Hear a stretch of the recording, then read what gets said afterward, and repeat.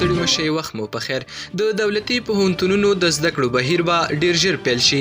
د لوړو زده کړو وزارت سرپرست مولوي عبدالباقي حقانی وایي دوی اوس د پوهنتونونو د پرانیستي پر څرنګوالي بوخت دي او پر یوې طرحې کار کوي چې پوهنتونونو کې د نجونو او هلکانو جلا زده کړو ته زمینه برابره کړي او د بودیجې له چمتو کولو وروسته به دوی د دولتي پوهنتونونو د بیا پیلېدو اعلان وکړي. د کندوز هوایي ډګر ته الوتنې پیل شوې.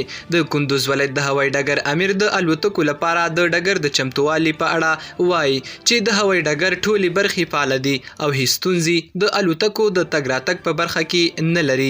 د خوړو نړیوال پروګرام چارواکي وایي ډیر شمیر افغانان کافي خواړه نه لري او له لوږې سره مخ دي.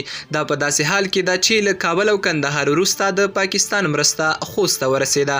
په خوست کې د افغانستان اسلامي امارت چارواکو یاده مرسته وستایله او له نورې نړۍ هم وغوښتل چې د افغانستان کمزوري اقتصادي حالات ته په کتو د افغانانو سره بشري مرستې وکړي. په کندهار کې مدني فعال او ډاکټره فهیمه رحمدي ادعا کوي چې طالبان یې شپې ناوخته کور ته اوښتي دي او د نوموړي په ګډون یې د کورنۍ غړي وهلي او ټکولي دي.